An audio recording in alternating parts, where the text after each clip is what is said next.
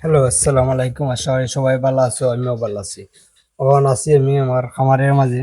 আপনারা দেখাইমু আমি সবগুলা গরু। ওই দৌকা ঘাস, এটা হয় জার্মানি ঘাস। ওই দৌকা আমি ঘাস খাবাইলাম। এখন রাত্রে খানি দিলাম আমি ঘাস।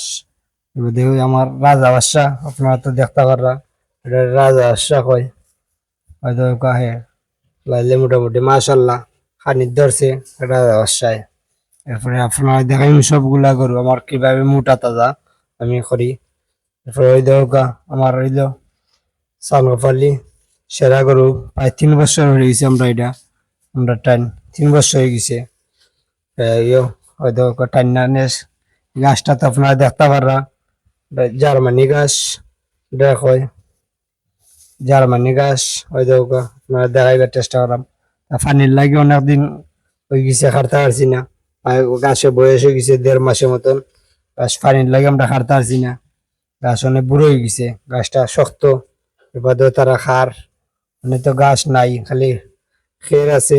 আর ওই অনেক নয়া করে খাটা আরম্ভ করছি। গাছ গাছটা বয়স হয়ে গেছে রাজ্যটা পানির লাগি।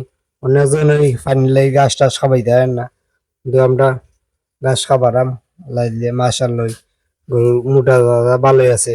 এবার দেখি আর আমার বৈশ্য বাচ্চা, ওই দৌকা বৈশ্য বাচ্চা ওইটা খানি টান জার্মানি ঘাস খাইবার লাগি।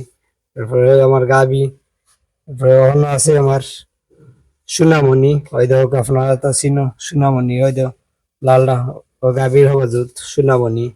ওই লাইলে মাশাআল্লাহ সে অনেক কিছু সোনামণি। দুটা রাইতের ভিডিও লাগে পুরো আপনার কিলার দেখাইতে পারেন না, কিছু আইনদার লাগে রাইত খাল ভিডিও